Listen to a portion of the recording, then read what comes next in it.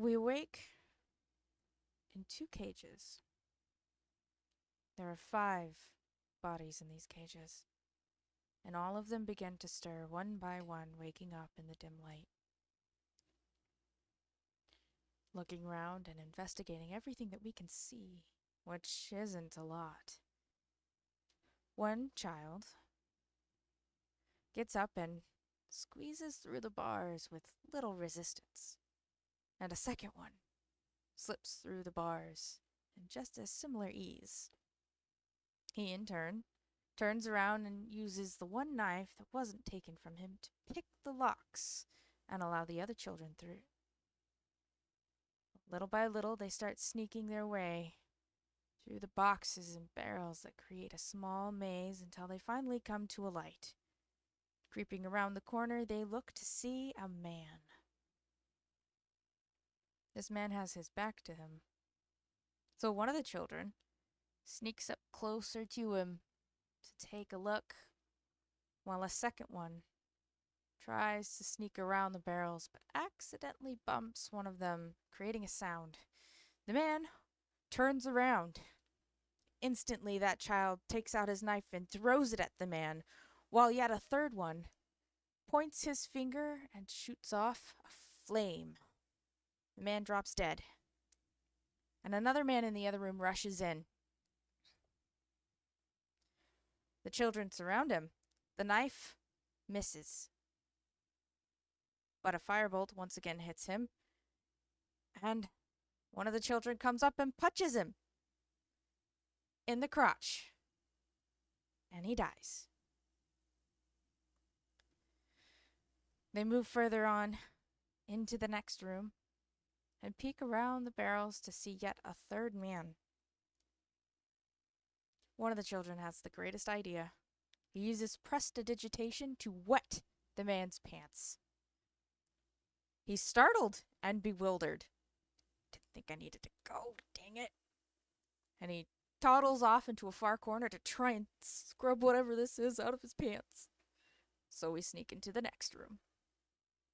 Off they go, weaving their way through some barrels when they come across 2 more men, looking through boxes and barrels of fish and other foods and goods. So again, the same child has a bright idea. He uses Mage Hand, grabs one of the fish, and throws it at one of the unsuspecting men, slapping him at the back of the head. And it seems as if it's come from second man. So the first man confronts him.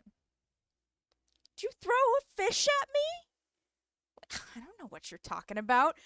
And while they're kind of getting physical, another fish comes out without anybody noticing and slaps the same man. So they start it. They get into a big fight. One of us failed our will save. The child was cackling too loudly and was heard. So she decides she's going to go out. She casts her spell-like ability on herself, Blur, and crawls out of her hiding space, cackling madly. What this man sees is a small, black-skinned, lizard-like creature cackling madly and goes, nope, no, I don't get paid enough to deal with this, and leaves the room, leaving his buddy dazed on the floor. The children come out, and one of the children charges, transforming into a crocodile beastly thing, misses and smashes headfirst into a barrel full of fish. A firebolt quickly dispatches him, and he is then bound, gagged, and stuffed into a barrel full of fish. At this point, the children have decided that they are hungry, and being what it looks like to be street children, street urchins, good food is hard to come by. So they begin ruffling through the barrels. Fruits, salted meats, fish, and they retreat back into a hidden corner.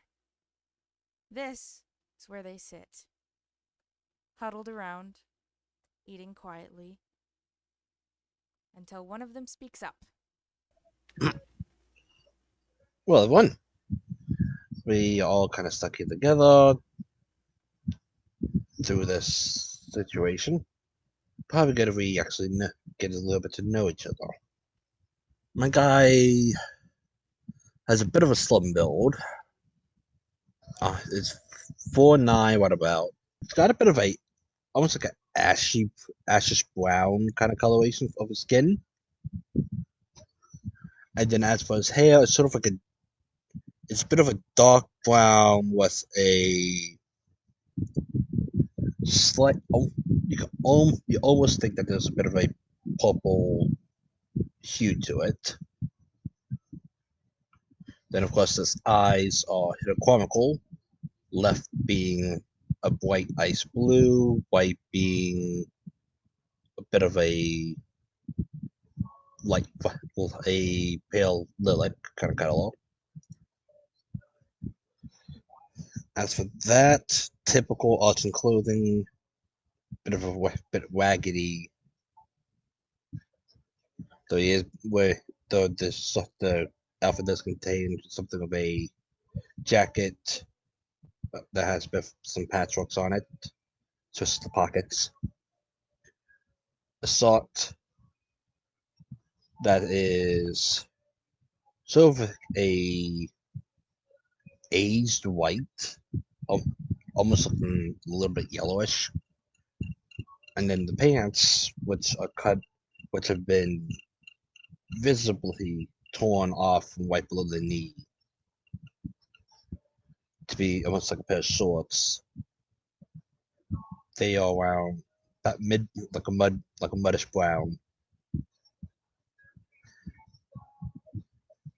and that's really all. And then he is also wearing a crudely made glove on his right hand. Do not expect the shoes because he is not wearing any. At that time, he will be pointing toward, like pointing towards. This child is a black-skinned body that resembles more of a lizard in some ways than a girl, with a long tail, clawed lizard's feet with clawed hands. She's thin and tends to hunch a little, making her seem shorter than her 4.5-foot height. Her black hair is a mixture of something like dreads and maybe tentacles, but with tiny scales. Her eyes appear normal beyond being black with red irises. Otherwise, she wears a frilled mask. It looks like it was once beautiful ballroom mask, but has since been dirtied and broken. This is what hides her face. Her clothes are dirty and tattered and obviously have seen better days. Perish. Kind of tilted his head to the side. Why would the? Never mind. From now on, I'm just going to call you Para. And at that point, that's when he taunts him. So, who are you? And please speak more than just one word. So, Mason is about a 5'5", uh, relatively pale figure with red and gray eyes and messy dark hair that kind of resembles a rat's nest. He's got a slight hunch, and his clothes, ill-fitting clothes, are kind of stained with blood around the edges and along his fingers. Out is good. I'm Mason. Okay, Jaws, you're next. Ajax sits in the corner, sinking his teeth into the raw fish held in his hands. The boy's red eyes fiercely stared down hard into his meal, only staring back up at the others when he started to hear them introduce themselves. Ajax was forced to stare through his dark, dirty blonde bangs as his hair was wild and naturally spiky. As they introduced themselves one by one, his teeth fiercely chomped into his food again. causing fish guts to drop down into his trousers. Didn't seem to matter, though. They had so many holes and tears, not to mention all of the dirt that seemed to prominently stain the torn-away ends of pant legs. His dark brown shirt was equally in tatters, as the sleeves were so torn away at this point that they were barely poking out from the vest he wore, made poorly from sewn-together bits of pieces of leather. His clothes seemed rather stretched, though. At the same time, it wasn't like he could go shopping for more. Soon the skinwalker realized it was rather quiet, and he had too engorged in the fish at first to realize all eyes were now on him as they waited for him to introduce himself. My name's Ajax. I've been out in the streets ever since I broke free from a terrible place, but I just want to find out who did this to us. Well, you're last, you monkey. What about you? I'm playing as Echo, and Echo is a Undyne, or I don't know how you actually say the race name. I think it's Undyne, but I think I've heard it pronounced other ways. But she's an Undyne and Venera mix. Basically, she is my sea monkey. She has the appearance where her monkey-esque side looks like the golden snub-nosed monkey. So she's got kind of a blue face with golden fur. She has her monkey tail, but then for her ears, she has the Undyne kind of fish ears. She has short hair. She's about 12 years old, and she's a little bit more of a shy, reserved character. She just kind of looks at Seitaru and is like, my name's Echo. Hello. I hope everybody's having a better day now that we've broken out of those prison cells. I'm happy to be out of there now. But now that we've done that, that helps out a lot because then that means Okay, so from the brief introductions and our little sewings we did all there, I'm pretty sure we can guess where they should be in our lineup. So yeah, we'll just try to get out of here and then figure out what to do after that. I think we do have one stop I have to make that will probably go for everyone. But anyway, I think we've been in this little corner long enough. Let's get going. And with that, the group of young ones moves off, passing the barrel where they've stuffed the guy and down a tiny hallway to the next room. They peek in and see yet another man. He's got his back turned to them. Once again, another plan is put in motion. One of the children goes back to the previous room and starts collecting fish. And in the hallway, from that hallway, through the next room, and to the room where we left that man with the wet pants, makes a fishy trail. And with Mage Hand, once again, takes a fish and throws it at the back of that man's head. While we all scramble to hide, that man, curious and bewildered, turns around to see a trail of fish and follows it past us and all the way through the room. Children sneak out, go through the barrels to peek around again, and what do we see? That same man who ran from the cackling child is now looking through another barrel, another box. So once again with Mage Hand, brushes the back of his neck, making him turn around startled, looking around, before turning back to what he was doing, only to see a floating baguette, which then taps him in the face, and he promptly passes out. This attracts the attention of another man that the children didn't see beforehand. He sees the children.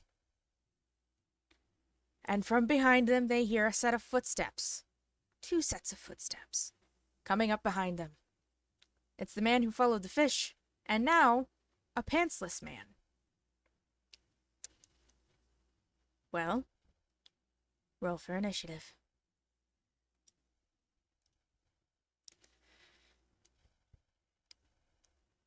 The lizard-like child dashes forward and attempts to tackle the feet of the man in front of them, but ends up rolling poorly and going right between his legs instead. The child, who has been playing the prankster up until now, rolls high, leaps with his knife, slashes the man's throat, killing him. From behind, the sea monkey turns around, startled, screeches, and with a blast, flash freezes one of the men, startling the pantsless one. The young boy turns and readies a spell on his finger and points it at the pantsless man, while our young weregator steps forward menacingly, staring him down. The boy with the spell prepared speaks, telling the pantsless man that he can either die here, like the rest of his buddies, or he can live by doing exactly what he's told. Confused, the man says, "Wait, I have a question." Points at his pants, or rather the lack thereof, and asks, "Did you do this?" Again the boy speaks. "You're really not in a position to be asking questions," he says. Fair enough. He is told to go back to the cages that we came from, lock himself in one and throw away the key, and wait for the guards to come get him. He does. Victory. And honestly, that's kind of where this this session ended. I was joking at first when I told the party, knowing what our cast was. Jokingly said, "Oh, our kidnappers have no idea what chaos they've just gathered." Little did I know, neither did our DM. Anyways, thanks to Halkara, like goodness gravy. This is his first time DMing, but I freaking loved session 1. Everyone, I think, had so much fun with this session, and so yeah, absolutely, this was great. And I'm kind of sad that I didn't record that one initially to get the proper speak recorded, all the little nuanced stuff that happened and stuff like that. But oh my gosh, this is a lot of fun. And I've got session 2 recorded, and probably after session 3 comes out is when I'll start posting these. So good gravy. I hope y'all enjoy it, and I'll talk to you later.